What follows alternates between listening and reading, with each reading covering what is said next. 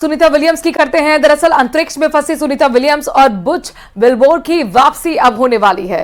Space x का अंतरिक्ष यान दोनों की वापसी के लिए इंटरनेशनल स्पेस स्टेशन पहुंच चुका है। पिछले 9 महीने से भारतीय मूल की अमेरिकी एस्ट्रोनॉट सुनीता विलियम्स और बुच विल्मोर अंतरिक्ष में फंसे हुए हैं, लेकिन इतने लंबे अंतराल के बाद दोनों की एक अद्भुत और साथ ही चुनौतियों से भरी अंतरिक्ष यात्रा का अंत होने जा रहा है।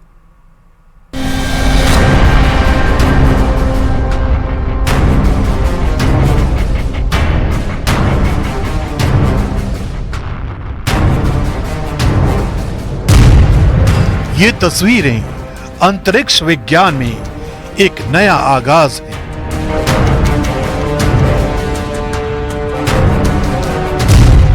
ये तस्वीरें स्पेस साइंस में एक नई क्रांति है।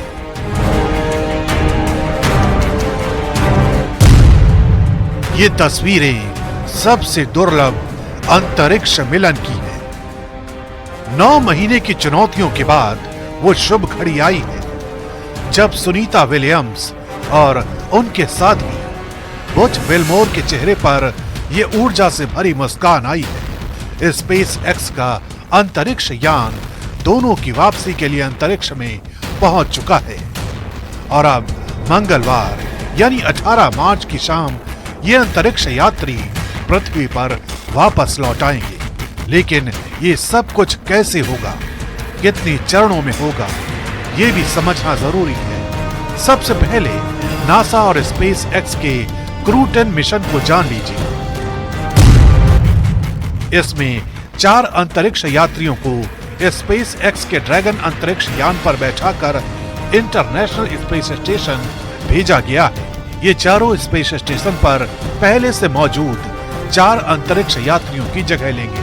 वहां पहले से मौजूद 4 अंतरिक्ष यात्री हैं Sunita Williams, Butch Wilmore, Nick Hague और अलेक्जेंडर गोर्बुनोव। इसे ऐसे समझिए कि पहले से स्पेस स्टेशन पर मौजूद 4 अंतरिक्ष यात्रियों की शिफ्ट खत्म हो गई है और उनकी जगह स्पेस एक्स क्रू 10 मिशन के 4 अंतरिक्ष यात्री स्पेस स्टेशन पर काम पर लग गए हैं। अब ये समझिए कि ये वापसी कैसे होगी। स्पेस स्टेशन पर पहले से मौजूद 4 अंतरिक्ष यात्रियों को नई टीम रिलीव करेगी, यानी कामों को हैंडओवर किया जाएगा। धरती से गई नई टीम में अमेरिका के 2 अंतरिक्ष यात्री एनी सी मैकलेन और निकोल एयर्स, जापान के ओनिशी ताकोया और रूस के किरिल पेस्कोव शामिल हैं। अंतरिक्ष यात्रियों की धरती पर वापसी के लिए मौसम का अनुकूल होना बेहद जरूरी है।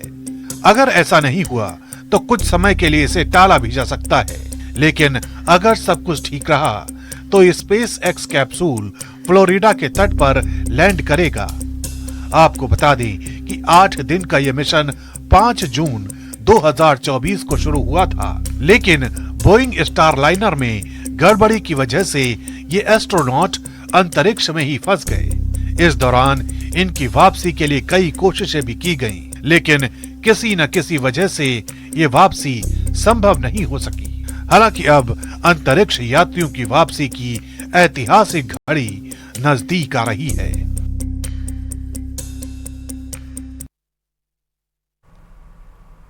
राम जन्मभूमि तीर्थ क्षेत्र ट्रस्ट ने 5 साल में सरकार को मालामाल कर दिया है। पिछले 5 साल में सरकार को करीब 400 करोड़ रुपए टैक्स के रूप में दिए गए हैं। ट्रस्ट का मानना है कि आने वाले समय में और सालों में आंकड़ा बढ़ेगा।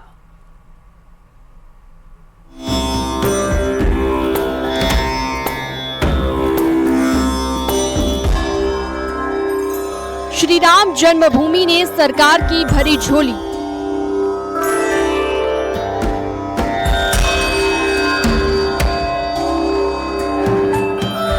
साल में करीब 400 करोड़ का दिया टैक्स। जी हां, सही सुना आपने। श्री राम जन्मभूमि तीर्थ क्षेत्र ट्रस्ट ने 5 साल में सरकार को जमकर टैक्स के रूप में पैसा दिया है। पिछले 5 साल के दौरान सरकार को करीब 400 करोड़ रुपए टैक्स के रूप में राम जन्मभूमि ने दिए हैं। श्री राम जन्मभूमि तीर्थ क्षेत्र ट्रस्ट के सचिव चंपत राय ने जानकारी देते हुए बताया कि 5 फरवरी 2020 से 5 फरवरी 2025 के बीच 396 करोड़ की राशि में से 270 करोड़ रुपए जीएसटी के रूप में दिए गए, जबकि 130 करोड़ रुपए बाकी टैक्स कैटेगरी के तहत दिए गए।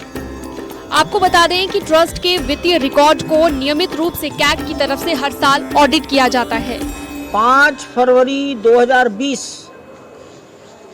ये ट्रस्ट का गठन हुआ। 28 फरवरी 2025 तो 20, 21, 22, 23, 24, 25 5 वर्षों में के अकाउंट से सरकार की भिन्न भिन्न एजेंसियों को लगभग 396 करोड़ रुपए का भुगतान हुआ है। गवर्नमेंट एजेंसीज, इसमें जीएसटी के रूप में 272 करोड़ रुपया गवर्नमेंट को गया है। श्री राम जन्मभूमि तीर्थ क्षेत्र ट्रस्ट के मुताबिक अयोध्या में भक्तों और पर्यटकों की संख्या पिछले कुछ सालों में तेजी से बढ़ी है, जिससे स्थानीय लोगों के लिए रोजगार के अधिक मौके बने हैं। महाकुंभ के दौरान 1.26 करोड़ भक्तों ने अयोध्या का दौरा किया। 2024 में अयोध्या में 16 करोड़ विजिटर दर्ज किए गए, जिनमें से 5 करोड़ ने राम मंदिर के दर्शन किए। आपको बता दें कि हर 3 महीने में श्री राम जन्मभूमि तीर्थ क्षेत्र ट्रस्ट की बैठक होती है। राम जन्मभूमि के अध्यक्ष महंत नृत्य गोपाल की अगुवाई में ये बैठक होती है। बैठक में खर्चा और आमदनी का ब्यौरा रखा जाता है और ट्रस्ट की ओर से भविष्य में किए जाने वाले कार्यों पर चर्चा होती है। राम मंदिर ट्रस्ट ने सरकार की झोली भर दी है। 400 करोड़ रुपए से ज्यादा का भुगतान राम मंदिर ट्रस्ट ने सरकार को टैक्स के रूप में किया है। राम मंदिर ट्रस्ट के महासचिव चंपत राय की माने तो 5 फरवरी 2020 से 28 फरवरी 2025 तक लगभग 400 करोड़ रुपए का भुगतान टैक्स के रूप में राम मंदिर ट्रस्ट ने सरकार को किया है, जिसमें 270 करोड़ रुपए जीएसटी के तौर पर भुगतान किया गया है और 130 करोड़ रुपए अलग अलग मतों में टैक्स का भुगतान सरकार को राम मंदिर ट्रस्ट की तरफ से किया गया है। कैमरा पर्सन सर्वेश के साथ निमिष गोस्वामी, न्यूज़ 18 अयोध्या।